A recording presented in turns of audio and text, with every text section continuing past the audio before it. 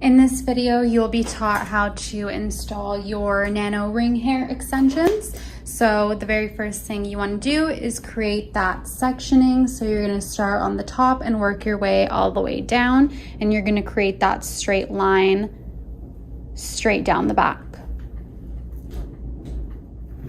Always remembering that it is a lot more difficult on a mannequin than it is on a human head, so don't be alarmed if you're finding it a little difficult.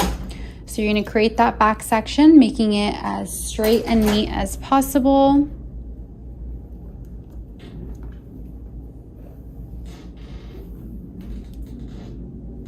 Like so. You're going to grab an alligator clip and then just clip that off to the side.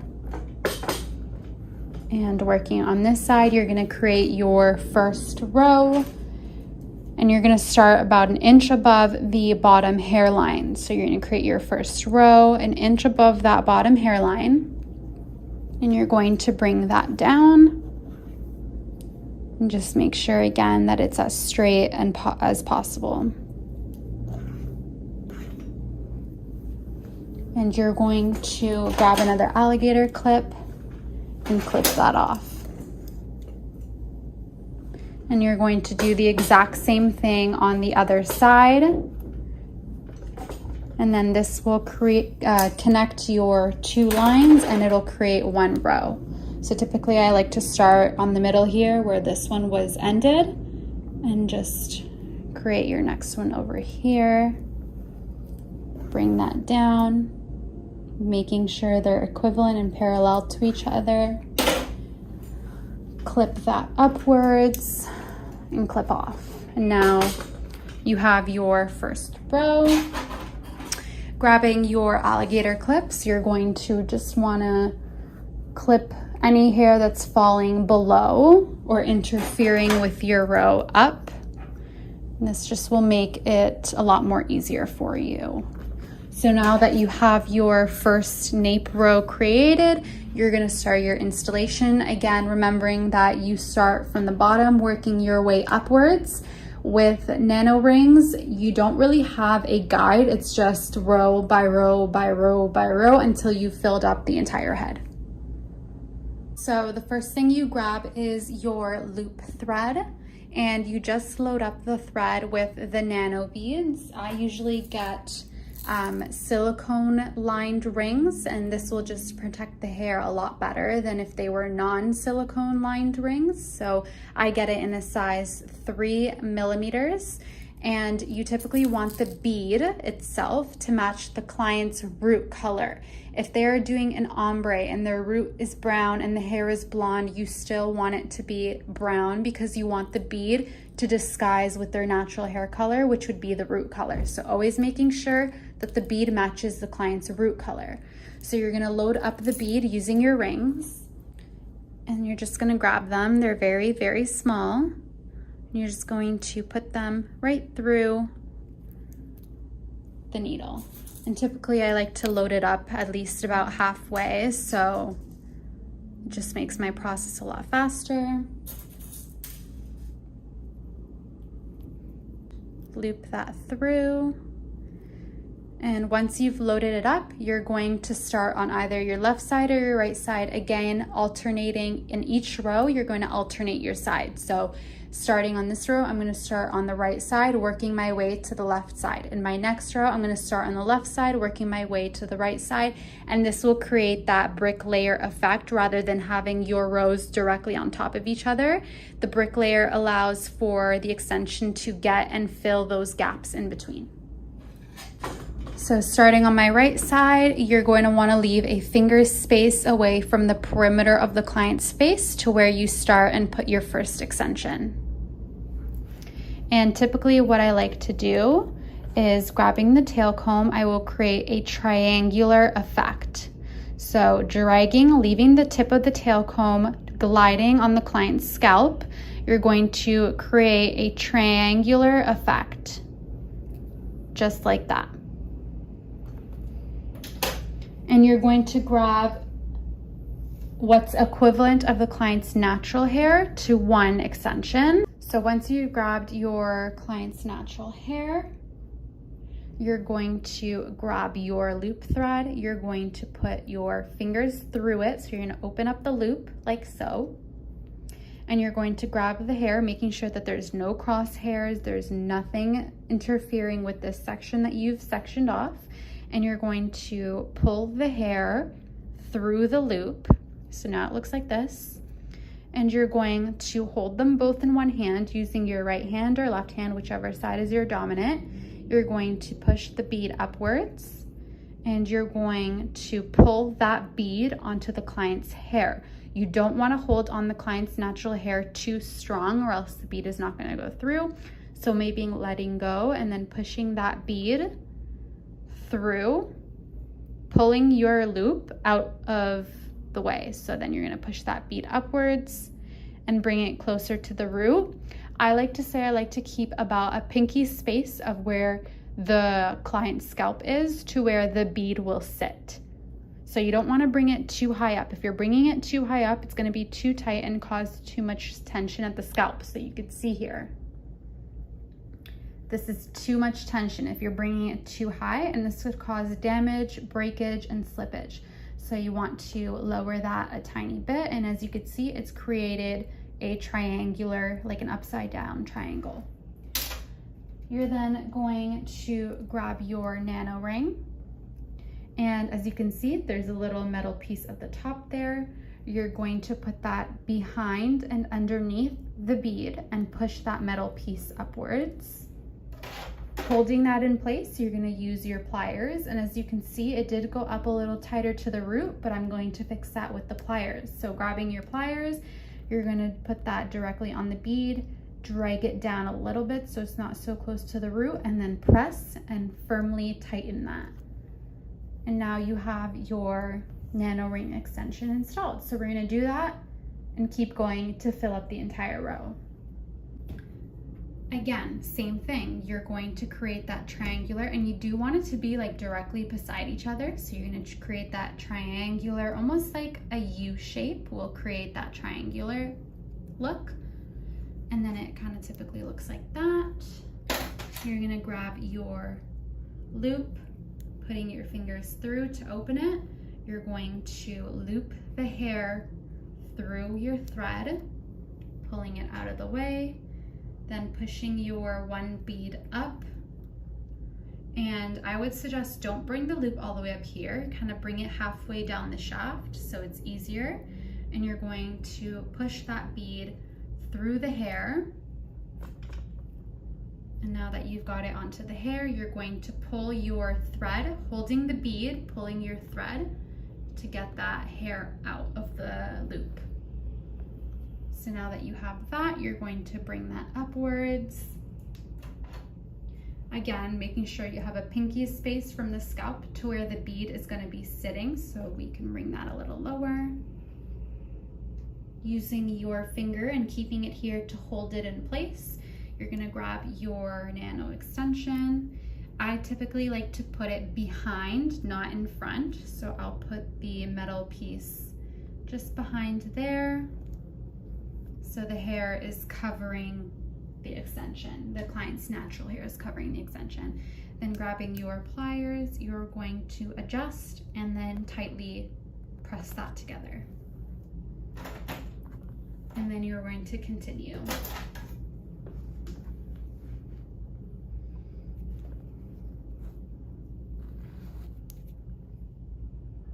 So again, creating that U shape. So you're going to start at the top and you're going to drag your tail comb to kind of like pick up the hairs that are underneath. So start at the top, drag, pick up the hair underneath, and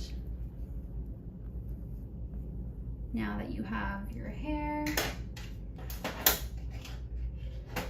you're gonna grab your needle, loop the hair through the needle, bringing the bead upwards, pushing that onto the hair, holding the bead and pulling the loop out and pulling the hair out. Now that you have your bead on the hair, grabbing your nano extension, We're going to place that behind and through the bead that is through the natural hair. Using your pliers, we're just going to tightly press that. And you're gonna keep going.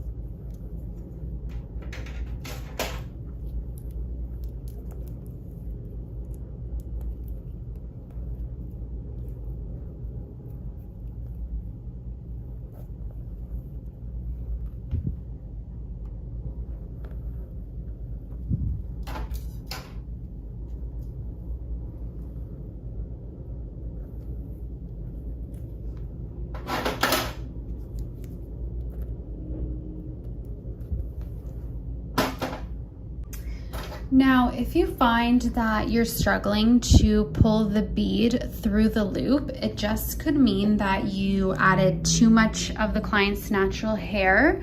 So if that's the case, you do want to remove that thread and then just trim off some of the client's natural hair and try again.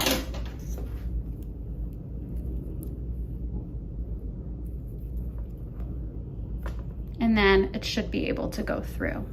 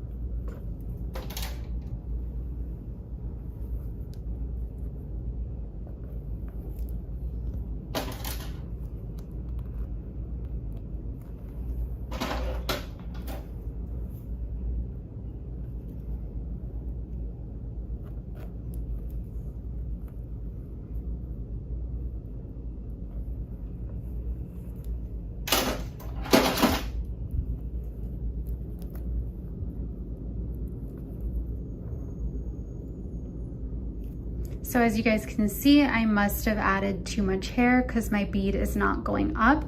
I've even brought it pretty low, but it still won't go up. So I'm going to push the bead back through, remove some of the natural hair, and try again. And now it's gone through.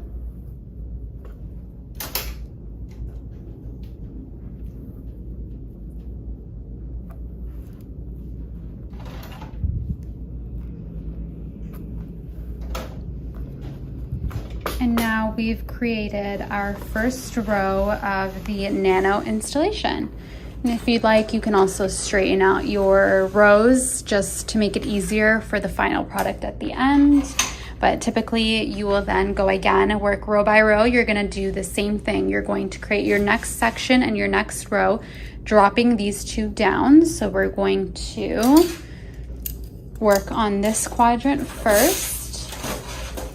Your next row will be again about 1/2 inch above your previous row.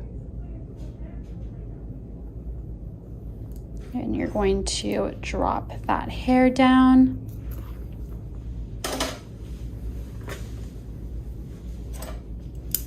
Clip that off. Do the same thing on this side, making sure that it connects to this one. So again, sectioning about 1/2 inch above your previous row.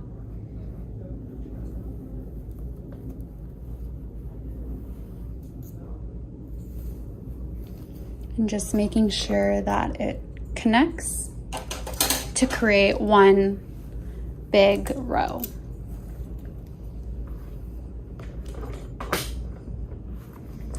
Again, using your alligator clips, you're going to lift up those crosshairs and those hairs that are falling over top your row. And as you can see in our previous row, I started on the right side. So in this row now, we're going to start on the left side, and this will allow to be automatically brick layered. So you won't even have to really keep your eye on it, because now that your next row is going to basically start off and it's going to be filling in these gaps underneath here. So again, leaving your finger space, our first section will be created right here. And as you can see, this extension will be placed right in between. I'll zoom you guys in. It'll be placed right in between these two, and it's gonna fill in that gap. So that's how you create your brick layer, by alternating which sides you start on in each row. So now that you put your extension here, you're going to have all your gaps filled in, so your extensions at the end don't look stringy and they look full. And then you'll just fill up that entire row. And you'll be doing the same thing moving forward. You're going to section off a new row, and it's going to be 1/2 inch above your previous row. You're going to work your way upwards. Your last section or your last row, especially on the back area, would typically end where the calic and the crown is.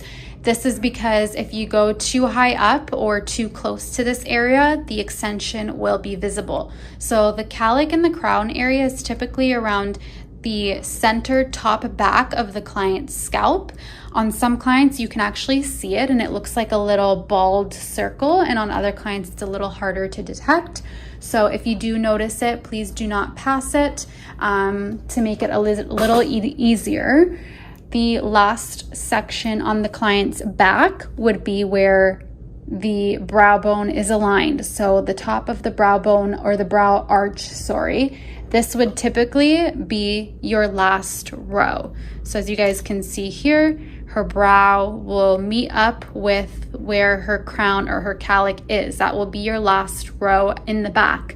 If the client's hair is specifically thick and you do need to go higher, you can do so on the sides. Just ensure that you're flipping the hair over top of the extension and making sure that it is not visible. When it comes to removing and reinstalling Nano Ring hair extensions, it is the same procedure as installing when it comes to working from the bottom and going upwards. You're always going to start on the bottom. You're always going to work row by row, piece by piece. You're going to remove and put it back in the same spot. So obviously I'm starting at the bottom here, which is my very first row. I'm going to grab my pliers. We're going to start with this extension. Grabbing your pliers, you're going to use your pliers and pinch the sides.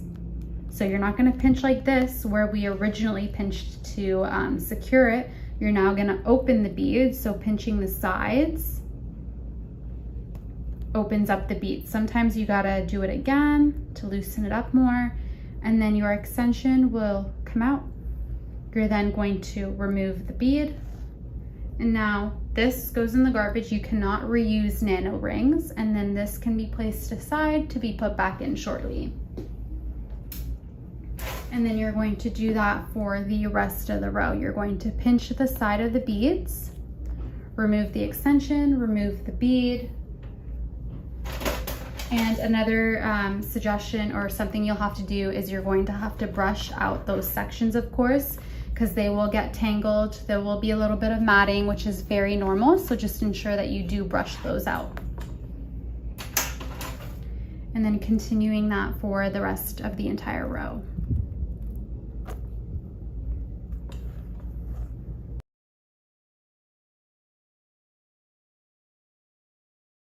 Now that you've removed your entire row of the nano rings, you're just gonna wanna make sure everything is brushed through. There are no tangles and no matting, and everything, all the shedded hair is all brushed out.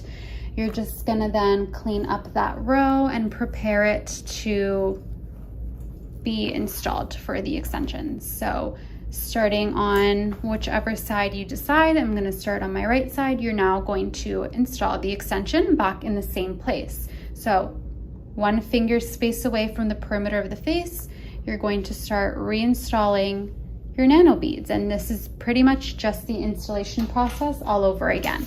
So grabbing your loop, looping the client's natural hair through, bringing that bead up through the loop and onto their hair, bringing that a little closer to the scalp, making sure you leave that pinky space from the scalp to where the bead will be secured. Grabbing your nano extension, reusing the exact same one, putting that through your bead, securing and clamping with your pliers. And now you've reinstalled your extension, and you're going to do the same thing in the entire row. Once you've completed your row, you're going to move on to your next row. You're going to bring down that row, remove all of the extensions, brush through them, and then put them back in the exact same spot. And you're going to do this for the entire head. And that's how you remove and reinstall your nano ring hair extensions.